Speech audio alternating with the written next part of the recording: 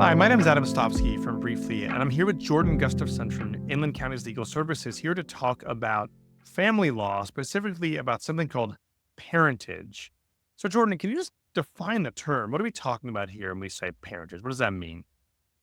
Yes, when we're talking about parentage in terms of family law, it's the process that you can use the court through the court to get custody orders or even child support for parties who have a child together but are not married. So, why is this a special procedure? Is it basically if you don't know who the dad is, basically, or trying to figure out who the actual parents are? Is that what this is about? Yes, or even if you know exactly who each parent is, if the parties are not married, there's no automatic legal right to custody or visitation. So before the court's able to assist in making orders for either custody or support, there has to be a legal determination as to who their parents are. So it could be a case where they aren't sure who the father is, or they could know 100% who the legal parents are. They just need the court to make that determination for them. Why is this important? Maybe it's obvious in some cases, but what are the sort of legal implications of establishing this parentage? Yes, there are a few reasons. The first being custody.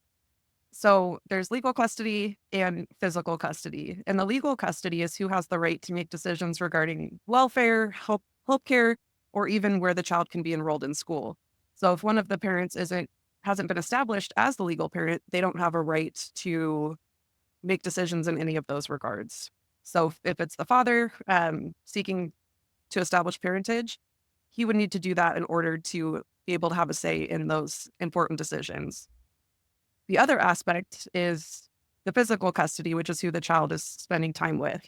So being able to be deemed the legal father would give that parent the right to visitation and to have a regular schedule to see the child.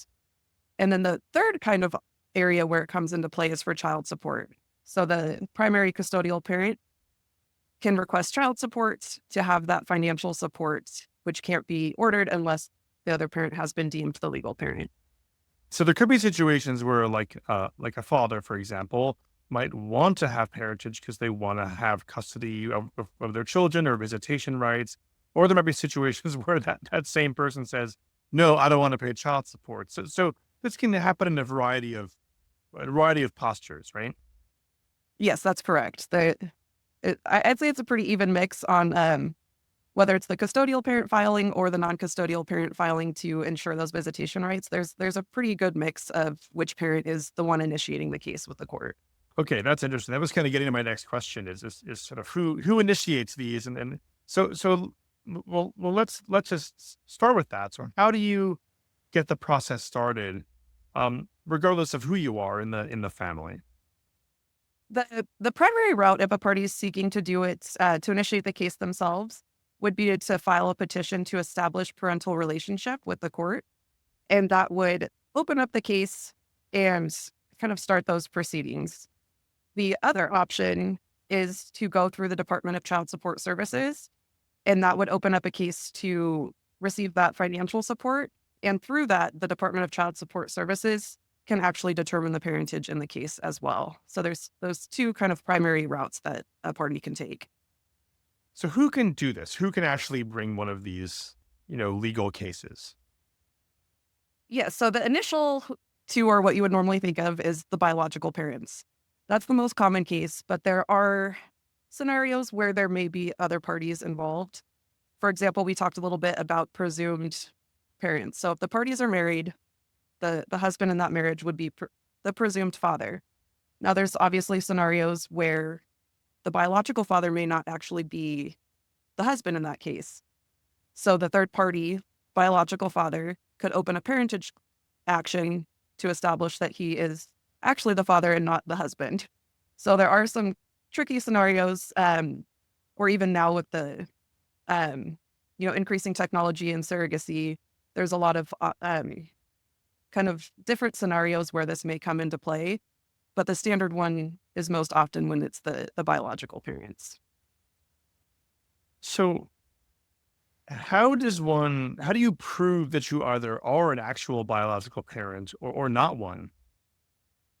So in the big case of determining the biological parents, the court can order DNA testing at the request of either party, whether they're seeking to prove that they are the parent or seeking to disprove that they're the parent.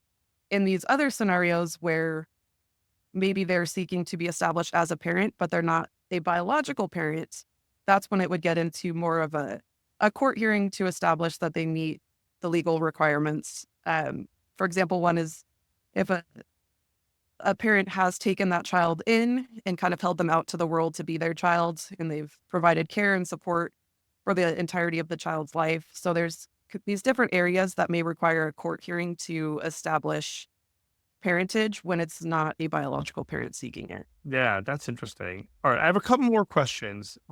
You kind of got at this already, but I want to just ask it to you directly. Sort of legally, what does it mean to be a parent? I'm sure it triggers a lot of obligations and rights. What does it mean to be a parent in the legal sense? Yes. The primary duty will fall on the financial end of it. Each parent does have a financial responsibility to provide support to the child. So that is really the primary obligation. When it comes to the custody side of it, the court can't force a parent to be involved. If the party is there actively requesting to be a part of their life, there is a presumption that the child benefits from frequent and ongoing contact with both parents, and the court highly encourages both parents to be involved, but they cannot force a party to do so. So if a parent doesn't want that visitation schedule, they don't want that active involvement, that's not something that the court can force upon them, but they can require that they financially support the child regardless of whether they're choosing to be involved in their life or not. How is parenting established, parentage established, and then what happens next? Yes, so it starts when either parent files that petition to establish parental relationship. Once that gets filed with the court and the case is opened, the other party needs to be personally served with those documents. And then the other parent would have the chance to respond. And they can either agree that they are the parent or essentially deny it. And that's where a court hearing would need to be scheduled to order that DNA test and kind of make that determination. And after the determination is made that the two parties in the case are actually the legal parents, then it can proceed through the process of requesting custody orders, and working its way towards judgment and getting all those orders made. So first step is filing. Second step is establishing who the parents are. And then third would be actually getting those orders for support and visitation and custody. So then you go in, once you know who the parents are, you then get into the sort of normal process of dealing with child support and custody visitation, etc. Yes, exactly. Great. All right. I think we've covered everything, right? I think so. Great. All right, Jordan, thank you so much.